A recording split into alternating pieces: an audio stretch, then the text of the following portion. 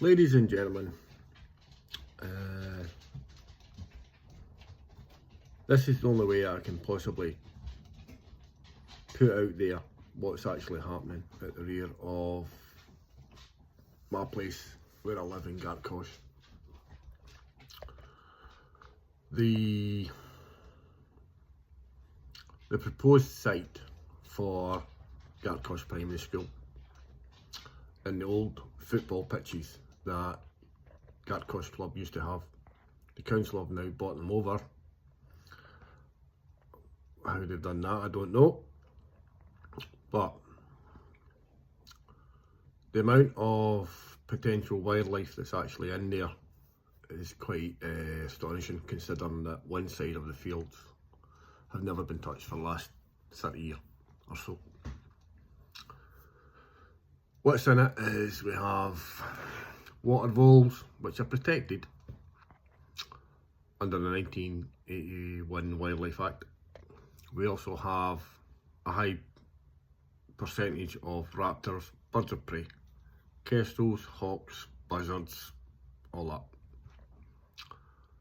And in the self-same piece of ground, we have a bat habitat, which the bats use all year round, up to November when they go away and disappear and hibernate.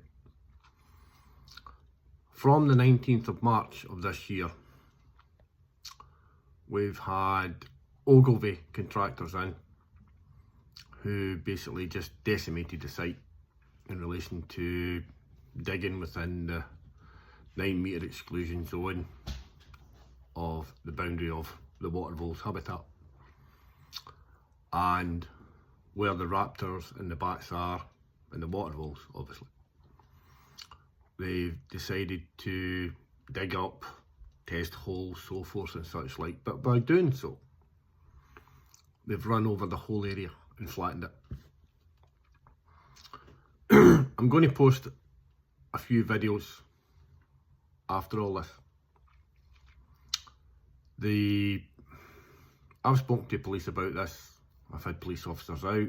I've had Nature Scotland out. The Nature Scotland person stated in the front of 2 officers that North Lanarkshire Council and the main contractor, BAM Nuttall, along with Ogilvy subcontractor, jumped the gun. Because there was provisions put into the licence that Nature Scotland gave them, that they would not go into the Watervole protected sites. They didn't do that. I've got video footage of that. And from the 19th of March right up to yesterday, I have endeavoured through speaking to police to try and ascertain who the wildlife officer is.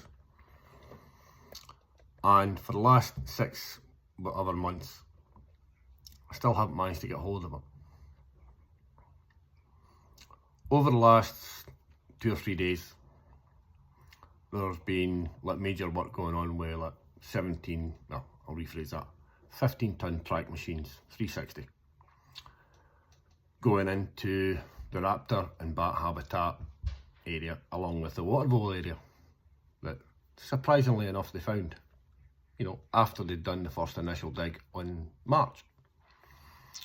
So you'll probably see by some of the videos that I'm going to put out that there is a lot of wildlife within the area, along with the fact that the side that the football team used, they maintained it. It's the only place for the community, for the kids, because in Gartcosh there's nothing. I've lived here I've been in this place for 1979, apart from my time when I served in the armed services, and there's been nothing. The only thing that's ever been here is that football pitch over the back, and now that's even been taken away. Allegedly it's been taken away for a new school, an English language centre and a hub. Whatever. But getting back to the police. As of last night, Police Scotland, a serving officer within the local police station, a senior sergeant, informed me that it's not up to the police to enforce the law. Now, believe that or not, I find that quite strange. So, that's fair enough, that if I want to proceed with this, then I should take it to a solicitor and so forth and all the rest of that jazz. But by the time that's actually implemented, the site itself will be decimated in every way, shape and form. And that would be a crying shame for the local community, because as it stands at the moment, Balmnull have actually fenced the whole area off and excluded the kids, the elderly people who used to use it, the people who used to train on it, so forth and such like. But the thing that I find quite aggravating is that Police Scotland have blatantly told me that, no, we are not going to enforce any of the laws in relation to wildlife crime that I've reported. And as of today, when I spoke to a 101 operator and I asked her if she would send an email to the wildlife crime unit officer to contact me, she says, no, we're not doing that. So basically, Police Scotland have excluded myself from making complaints about what's happening over the back.